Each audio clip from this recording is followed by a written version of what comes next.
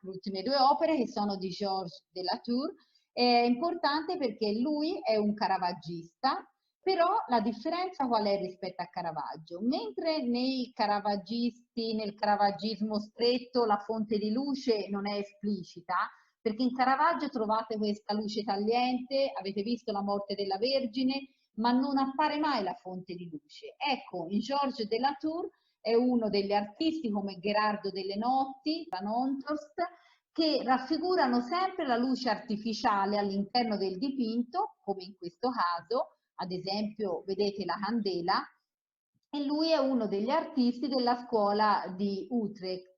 È interessante vedere anche le ombre poi che vengono create. Qual è la curiosità? Nell'opera del San Giuseppe Falegname trovate bellissimo il dettaglio della candela accesa del bambino Gesù che è intento a osservare Giuseppe, suo padre, nella bottega mentre guardate sta realizzando, lavorando a un pezzo di legno e vedrete che la forma che rappresenta è proprio una croce. Guardate bellissimo il volto del bambino, lui ha la candela accesa, Gesù è la luce del mondo, no? E guardate la calma, la serenità che regna, questa attenzione nei confronti del bambino, nei confronti del padre e il bellissimo dettaglio, dicevo, del volto completamente illuminato e della mano che diventa quasi in trasparenza, no? Per la luce e le dita del bambino. E le lunghe ombre, per esempio, che producono i suoi sandali del bambino a terra.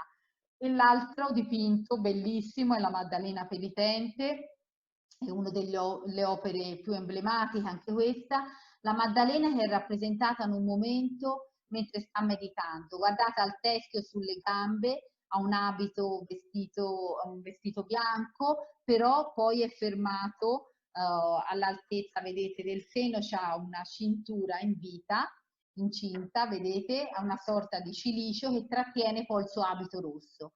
Ci avete fatto caso? Ha il ventre, è visibilmente incinta, in stato di gravidanza.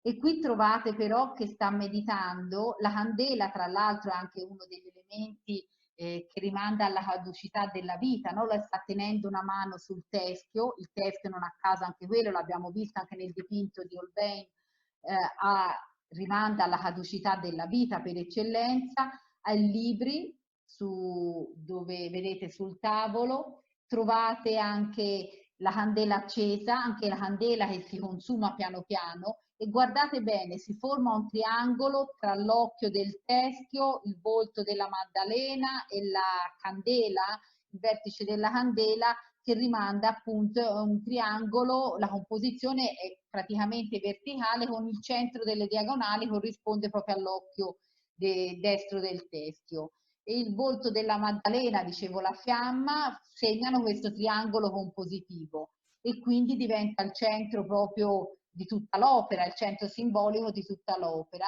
del tempo che scorre, della caducità della vita e delle cose terrene, il tempo insomma che se ne va.